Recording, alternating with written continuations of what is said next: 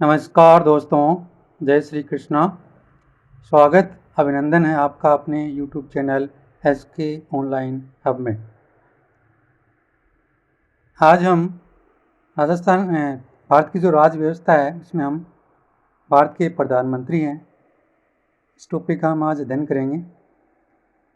इससे पूर्व की जो क्लास है उसमें राजस्थान के जो राजवंश थे उसमें जो महाराजा राय सिंह था उसका जो जन्म है वो मिस्टेक्स हैं, प्रिंटिंग मिस्टेक के कारण 1641 है वो उसमें दिखाया गया है, लेकिन जो वास्तविक जो जन्म तिथि है वो 1541 है।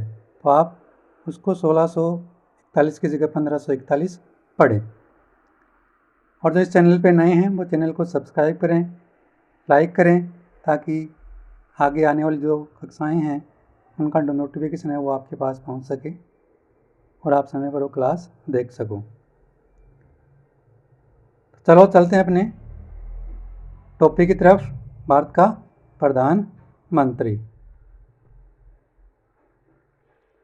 प्रधानमंत्री पद का जो उल्लेख है वो अनुच्छेद 74 से लेकर 78 तक में मिलता है। प्रधानमंत्री संसदीय शासन की धुरी होता है। प्रधानमंत्री का जो पद है वो ब्रिटेन से लिया गया है। विधायिका व कार्यपालिका का जो वास्तविक अध्यक्ष वो प्रधानमंत्री होता है।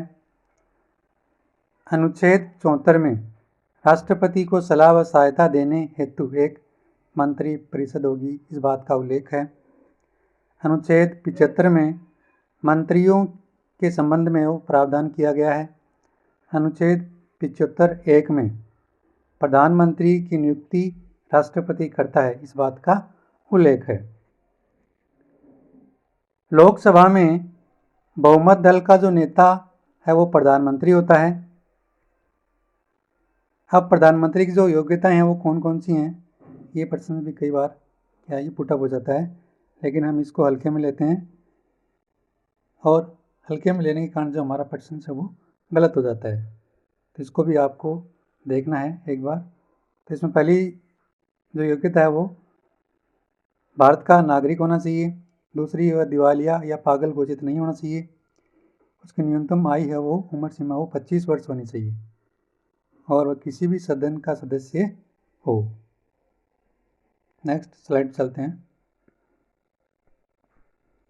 प्रधानमंत्री के त्यागपत्र देने पर या पद रिक्त हो जाने पर मंत्रिपरिषद भंग होती है, न कि लोकसभा।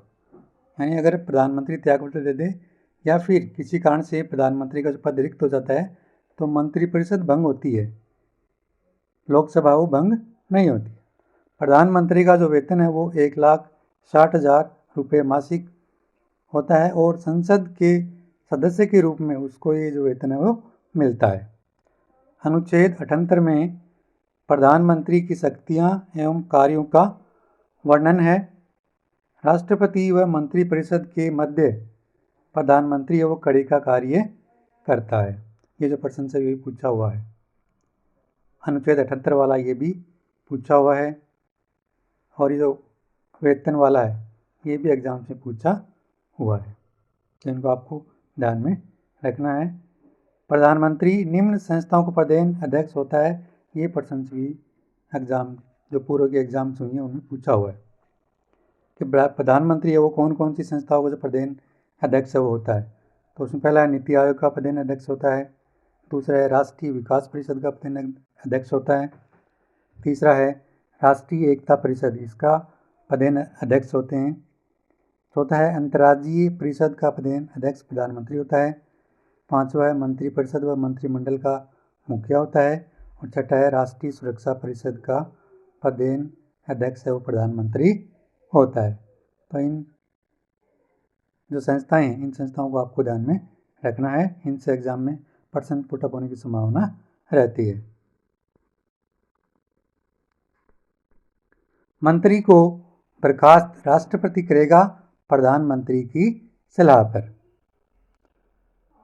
अब प्रधानमंत्रियों की जो प्रमुख समाधि स्थल बने हुए हैं इनसे भी एग्जाम्स में प्रश्न है वो पूर्व की जो एग्जाम्स हुई हैं उनमें प्रश्न पूछे गए हैं।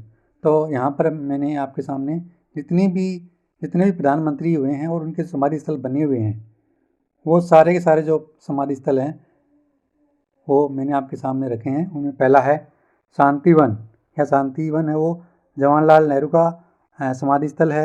विजय घाट है वो लाल बहादुर शास्त्री का समाधि स्थल है। शक्ति स्थल है वो इंदिरा गांधी का समाधि स्थल है।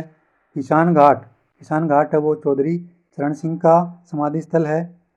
ये जो समाधि स्थल है ये पूछे हुए हैं एग्जाम्स में, शांतिवन का भी पूछा हुआ है, विजय घाट वाला भी पूछा हुआ है, शक्ति स्थल भी पूछा हुआ है, किसान घाट वाला भी पूछा हुआ है, और वीर भूमि और अभय घाट ये भी पूछे हुए हैं। तो इन सभी को आपको ध्यान में रखना है। अगला अपना है अभय घाट है वो मोरारजी देसाई का समाधि स्थल है। वीर भूमि है वो राजीव गांधी का समाधि स्थल है। राष्ट्रीय स्मृति स्थल है ये अटल बिहारी वाजपेयी का समाधि स्थल है। चैत्रा भूमि ये बी आर अम्बेडकर का समाधि स्थल है। नारायण घाट ये गुलजारी लाल नंदा का समाधि स्थल है। समता स्थल ये बाबू जगजीवन राम का समाधि स्थल है। करम भूमि ये डॉक्टर शंकर दयाल शर्मा का समाधि स्थल है। तो इन सारे समाधि स्थलों को आपको ध्यान में रखना है, इनसे एग्जाम में प्रश्न पुटअप होने की संभावना रहती है। अब हम आगे बढ़ेंगे प्रधानमंत्री के बारे में जो महत्वपूर्ण तथ्य हैं उनके बारे में। उनमें सबसे पहला है भारत के प्रथम प्रधानमंत्री जवाहरलाल नेहरू थे। दूसरा है एकमात्र प्रधानमंत्री जो मनोनीत व निर्वाचित थे वो हैं जवाहरलाल नेहरू। नेक्स्ट अपना तीसरा सर्वाधिक कार्यकाल वाले प्रधानमंत्री जवाहरलाल नेहरू थे। ये 1947 से लेकर 1964 तक प्रधानमंत्री रहे थे। नेक्स्ट अपना एकमात्र प्रधानमंत्री जिनकी विदेश में मृत्यु हुई वो प्रधानमंत्री थे लाल बहादुर शास्त्री। लाल बहादुर शास्त्री की जो मृत्यु है वो विदेश में हुई थी। अगला अपना जय जवान जय किसान का नारा लाल बहादुर शास्त्री ने दिया था।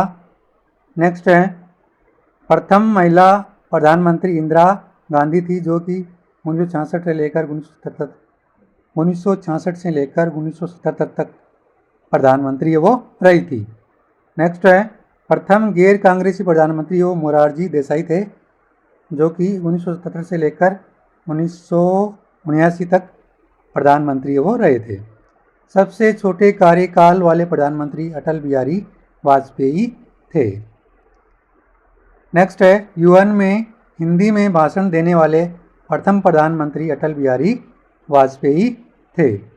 नेक्स्ट है भारत के प्रथम सिख प्रधानमंत्री डॉक्टर मनमोहन सिंह थे। नेक्स्ट है जय जवान जय किसान जय विज्ञान का जो नारा है, नारा देने वाले प्रधानमंत्री अटल बिहारी वाजपेयी थे। नेक्स्ट अपना है प्रधानमंत्री पद पर रहते हुए मृत्यु को प्राप्त होने वाले प्रधानमंत्री में लाल बहादुर शास्त्री थे, जवाहरलाल नेहरू थे और इंदिरा गांधी। नेक्स्ट है युवा तुर्क के नाम से प्रधानमंत्री किसको कहा जाता था? तो युवा तुर्क के नाम से प्रसिद्ध प्रधानमंत्री हैं वो चंद्रशेखर थे।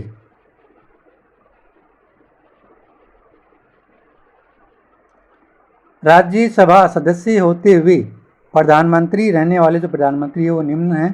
उसमें पहले हैं इंदिरा गांधी, दूसरा है इंद्र कुमार गुजराल, तीसरा है एच.डी. देवेगौड़ा और चौथा है मनमोहन सिंह। ये चारों हैं वो राज्यसभा सदस्य रहते हुए प्रधानमंत्री बने थे। मंत्रिमंडल व्यवस्था का जो उद्भव है वो ब्रिटेन से हुआ था। चक्रों के भीतर चक्र मंत्रिमंडल को कहते हैं। ये जो कोटेशन है वो पूछा हुआ है, ये दोनों चीज़ें पूछी हुई हैं।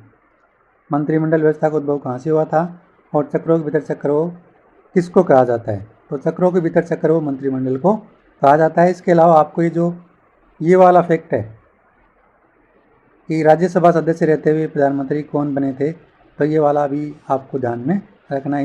इनसे भी जो प्रश्न पुटअप होने की संभावना रहती है। भारतीय संविधान में उप प्रधानमंत्री पद का कोई उल्लेख नहीं है। उप प्रधानमंत्री पद है वो गैर संवैधानिक है। भारत के प्रथम उप प्रधानमंत्री सरदार पटेल थे। भारत का बिस्मार्क तथा लौह पुरुष सरदार पटेल को कहा जाता है। ये प्रश्न सभी बहुत बार पूछा हुआ है, सेंटर में पूछा हुआ है, राजस्थान में भी ये पूछा हुआ है, तो इसको आपको ध्यान में रखना है। 91वें संविधान संशोधन 2003 द्वारा मंत्रिपरिषद की अधिकतम जो संख्या है वो प्रधानमंत्री सहित लोकसभा की कुल सदस्य संख्या का 15% होगा। ये जो संशोधन है वो किया जा चुका है 91वें संविधान संशोधन 2003 में। तो इस प्रकार से आज हमने भारत की जो राज्य व्यवस्था है उसमें हम प्रधानमंत्री का जो पद होता है उसका हमने अध्ययन है वो किया है। इसमें मैंने सभी जो महत्वपूर्ण तथ्य हैं उनका समावेश करने की कोशिश की है।